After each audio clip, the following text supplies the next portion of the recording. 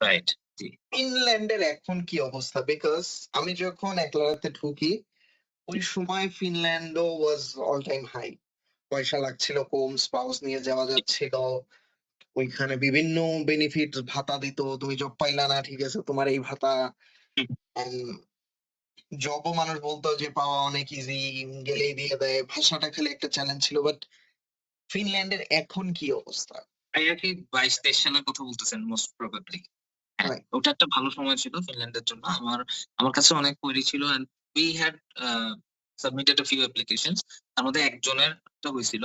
আর ২ জন midway তে অন্য দেশে চলে গেছে। তারা মানে ওইদিকে ওয়েটিং টাইম এর কারণে ওইদিকে হয় নাই। অ্যান্ড দেন দেখা গেল কি আ এই যে ইন্ডিয়ার সাথে আমাদের একটা ডিপ্লোম্যাটিক সমস্যা হইছে লাস্ট ২৩ এর পরে, ২৪ এর পরে।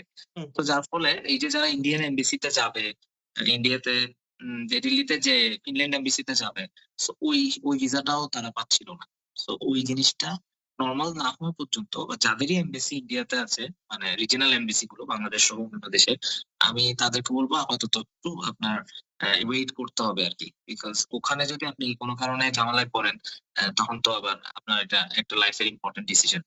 অনেকে এই ঝামেলা নিতেও চায় না যে ইন্ডিয়া যাই, ওয়েট করো, একবার যাও, ডাবল এন্ট্রি করতে হয় তাদের আবার ২ বার যেতে হয় ফিঙ্গারপ্রিন্ট দেওয়ার জন্য। অনেক রকম বিষয় থাকে। Other than that as a country কিন্তু খারাপ না। সবকিছু ঠিকই ছিল। বাট এই যে লাস্টের দিকে আমরা যেটা দেখলাম ওয়ার্লড এ একটা বলল সব দেশে কম বেশি জব ক্রাইসিস এন্ড এভরিথিং, এটা ফিনল্যান্ডেও হইছে। যারা যায় তারা দেখি যে আরেক গ্রুপকে আসতে বলে মানা করে হেন-তেন। আবার এখান থেকে আসে তারা বলে যে ভাই তারা তো চলে আসে না, তারা তো থেকে গেছে। এটা হচ্ছে মানে প্রুভ এর একটা ফাইট আরকি। এ হলো বিষয় আরকি ভাই।